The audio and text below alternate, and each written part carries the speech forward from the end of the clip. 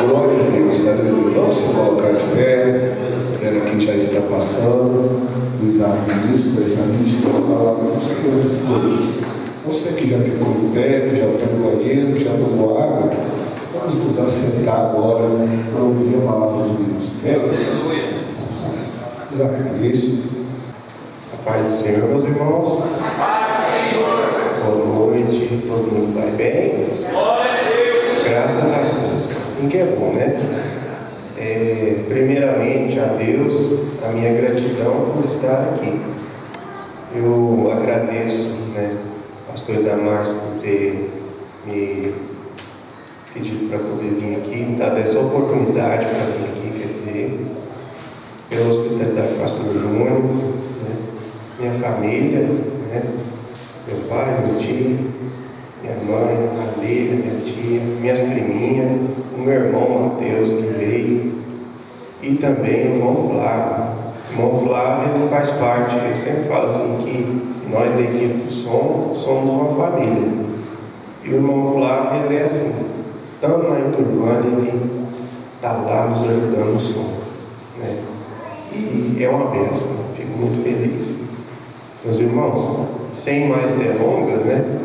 Eu convido a todos a abrir as vossas Bíblias no livro de 1 Reis, capítulo de número 17, versículo 14. Coisa boa, meus irmãos, é a gente estar aqui na casa do Senhor, aleluia, desfrutando, né, das bênçãos de Deus, né? Todos os irmãos já encontraram? Amém. Amém. Então vamos ler aqui.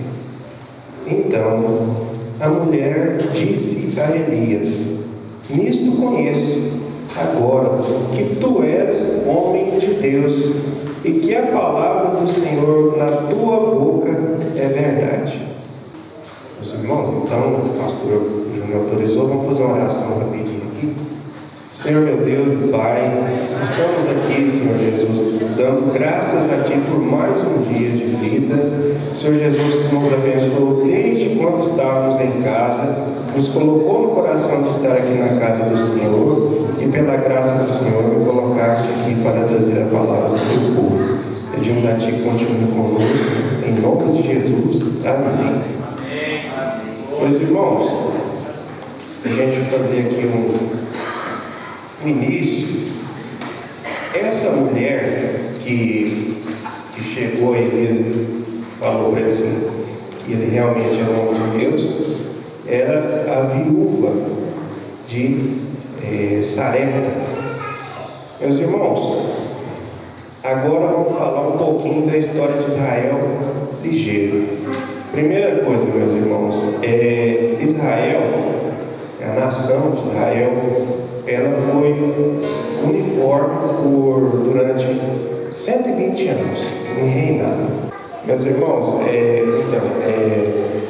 começando aqui, a nação de Israel, desde o primeiro rei até a hora que partiu, durou 120 anos. Né? Antes disso veio os juízes, que eram pessoas que Deus levantava para poder tomar conta, né, de um período.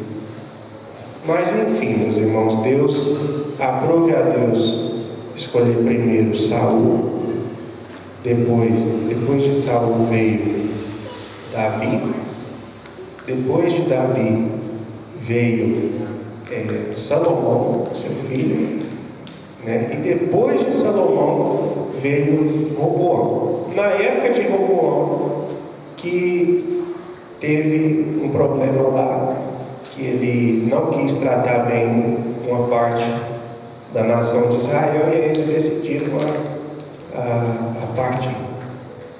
Aí o que acontece, meus irmãos? Durante esse período, no período que Elias viveu,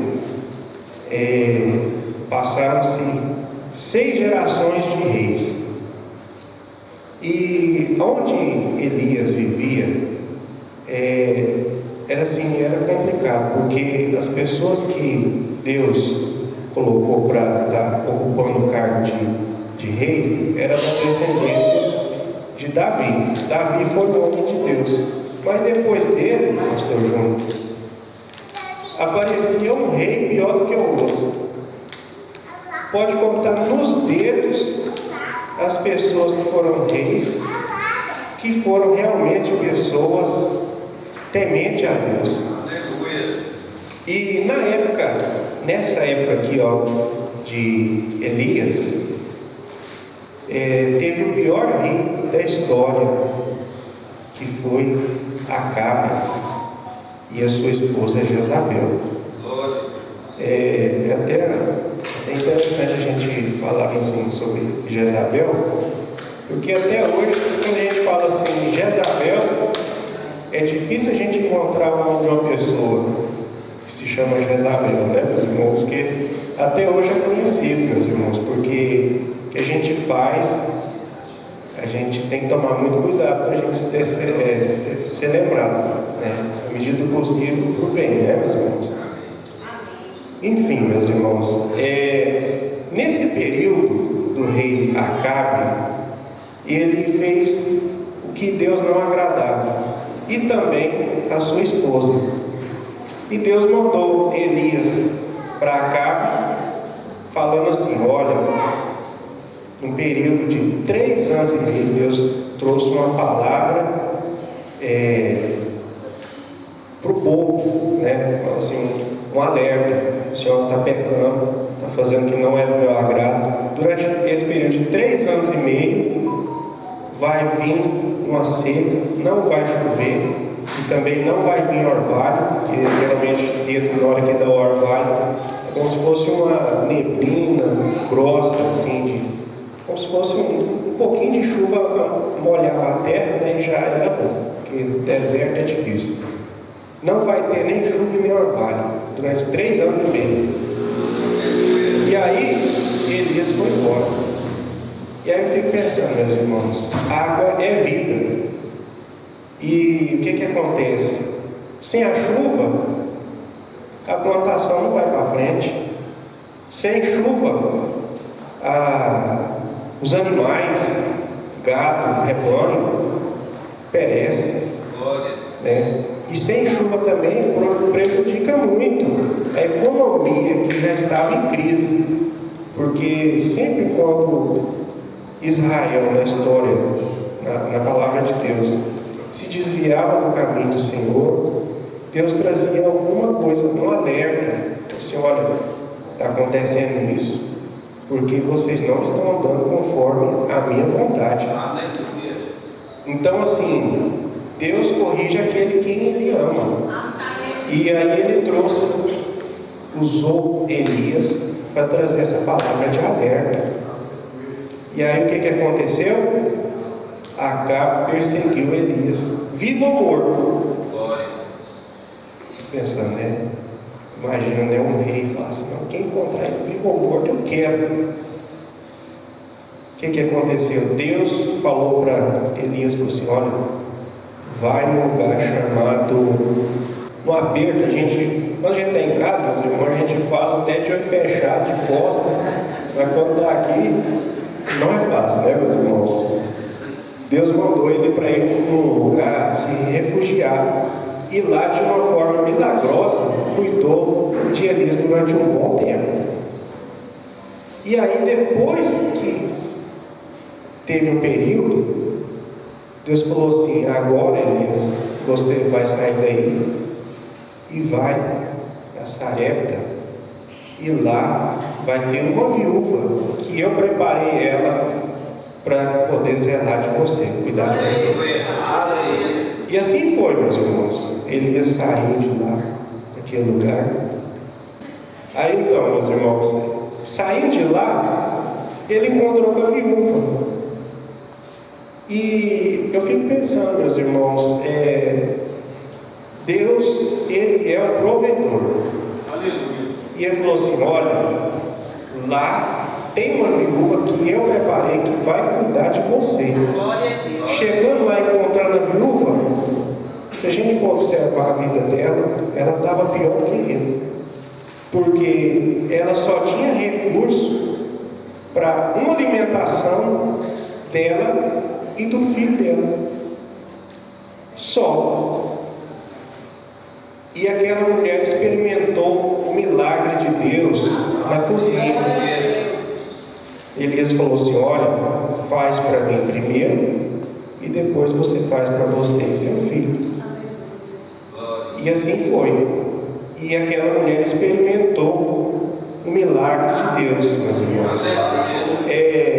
A gente não fica observando assim que a gente quer a providência de Deus, a gente quer depender da providência de Deus. Mas antes disso, a gente tem que estar ciente que a primeira coisa a gente tem que estar ligado no provedor. Né? Deus, ele tem poder para criar, multiplicar. E às vezes a gente quer, vamos supor, eu quero dinheiro para poder comprar. Mas vamos pensar um pouquinho, meus irmãos. O dinheiro pode comprar, mas se tiver à venda. Aleluia. Naquele tempo, meus irmãos, com toda certeza não achava fácil os recursos para comprar os alimentos, porque estava em falta, muita falta. O povo estava passando uma crise crítica. Já vinha passando, piorou depois dos 3 anos. Então, meus irmãos, a primeira coisa que o cristão precisa ter em mente é Deus. Deus, ele é o provedor. Jesus, quando ele estava aqui na nossa terra, ele virou para uma das vezes, né? Virou para os escribas, por exemplo, falou assim: olha, bem verdade que dessas pedras aqui Deus pode suscitar a descendência de Abraão. Então quer dizer, meus irmãos, primeiramente, o que Jesus disse? Que Deus não precisa de fazer de nada para fazer o que Ele quer. Deus ele é infinito. Ele pode criar o homem do nada. E aí, meus irmãos, uma coisa que a gente pode observar na vida de Elias, nossa vida, na fé cristã, que ser crente não quer dizer que a gente nunca vai passar uma dificuldade, mas a gente pode ter certeza que durante a dificuldade, a prova, o deserto, Deus vai estar conosco. Olha, meus irmãos, como Elias, eu imagino assim, quando ele viu aquela mulher, ele pensou assim: mas gente, que situação crítica, né? Eu sei que Deus me falou que essa mulher que eu tenho que vir aqui, que ela vai cuidar de mim. Chega lá, ela só tem alimento para um dia, uma refeição. E Deus abençoou Elias para estar indo lá para trazer providência na casa dele. E as lutas aparecem, mas Deus é maior para trazer o refúgio para ele. Uma coisa também que acontece na vida de todas as pessoas, dos cristãos, são as dores, a tristeza, o luto. A gente passa por isso na nossa vida. E não foi diferente na vida da viúva de Sarepta. Por quê? Ela já estava viúva e ela tinha um filho, que era a esperança dela, meus irmãos. O que aquela mulher, eu imagino, o que aquela mulher pensava? Olha, eu tenho meu filho e eu estou cuidando dele pela graça de Deus. Mas quem vai cuidar de mim daqui uns anos que eu não consegui trabalhar vai ser meu filho, meu único filho. O que acontece com aquele menino? Sente dores. A Bíblia diz que ele sentiu dores e falta de fôlego. Foi até que ele morreu. Aí, meus irmãos, a coisa ficou difícil, né, para ela. Aí, no calor do momento, ela culpou Elias, dizendo assim: tu vieste aqui como representante de Deus para punir as minhas iniquidades e poder trazer isso aqui para minha casa. E Elias, meus irmãos, foi muito sábio nessa hora, porque a pessoa quando está sofrida, às vezes a primeira coisa nem é retocar, só ouve o que ela tem que falar, meus irmãos. E me faz lembrar aqui, lembrando aqui na palavra de Deus, Salomão escreveu assim que a palavra dita na hora certa são como maçãs de ouro em salvas de prata. Aí, o que Elias faz? Pega o menino, leva para o quarto dele, coloca ele em cima, deitado na cama, e aí onde ele estava calado, ele ora, fecha o quarto e ora, e pede a Deus, e Deus faz novamente o impossível. Primeiramente era impossível para multiplicar um alimento já regrado durante meses, e agora Deus faz um milagre ainda maior, que é trazer o menino de volta à vida. A esperança daquela mãe e a alegria também, meus irmãos. Já pensou? Aquela mulher pensava assim: não tem mais nada, só tem meu filho, agora Deus levou meu filho, o que eu vou fazer? Eu já estou de idade, certamente sem dinheiro. Que expectativa de vida que a mulher tinha?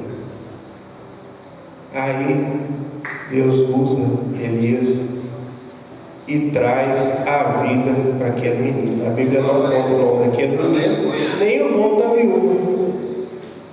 Ele pega o menino nos braços de novo e entrega para a mãe.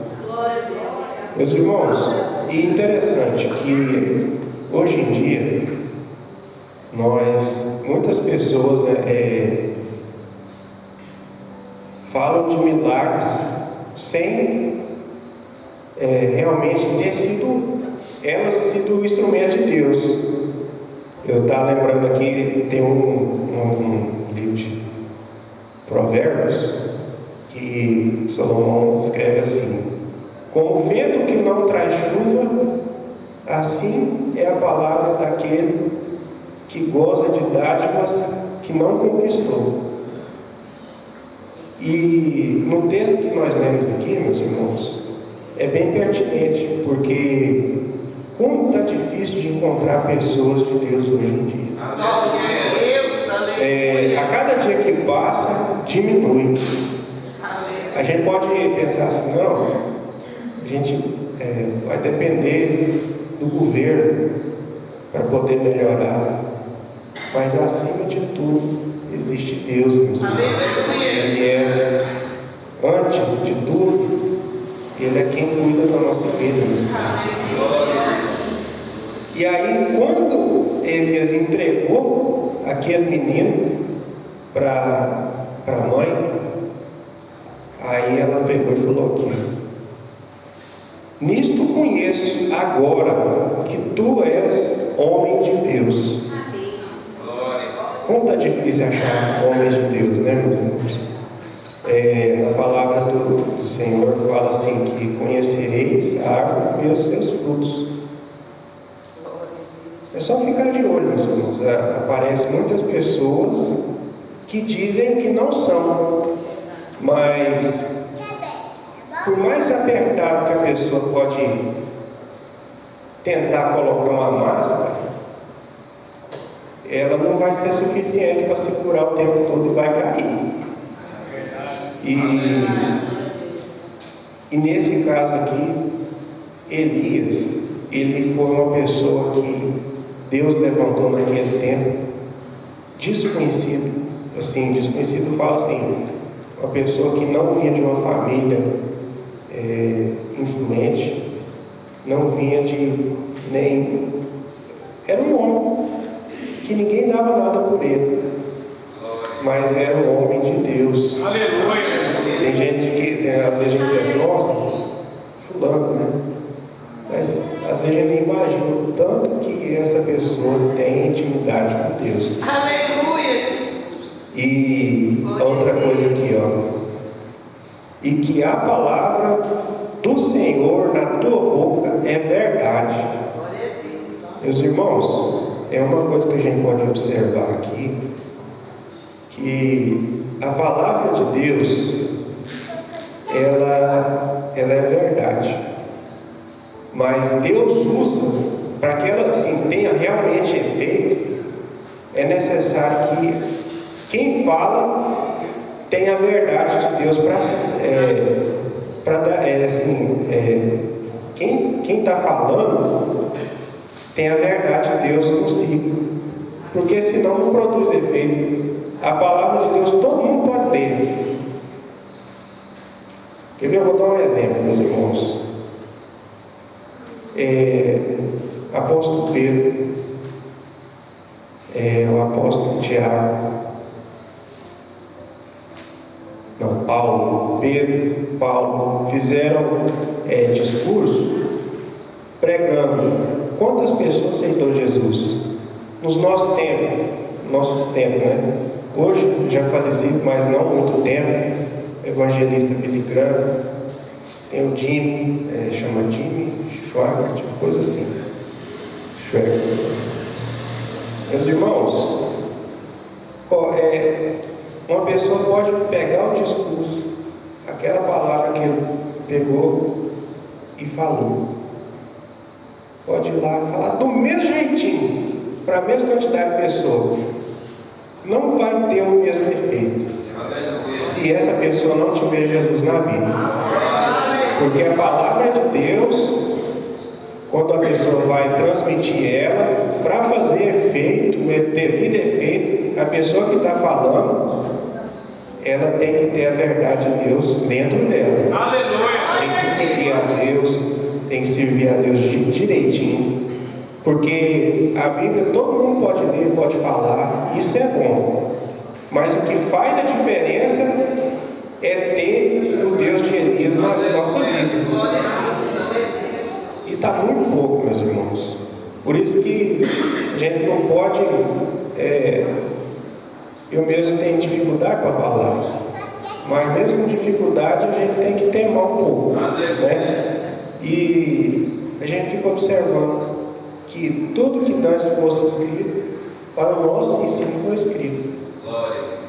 E vendo essa mensagem aqui, eu vi que Deus cuidou, né? E a mensagem que eu queria trazer para os irmãos hoje é que Deus cuida de nós. Assim como Ele cuidou de Elias, dessa viúva, Deus também pode estar cuidando da gente. Então, era isso que Deus colocou no meu coração. Glória a Deus. Agradeço ao pastor João por essa oportunidade.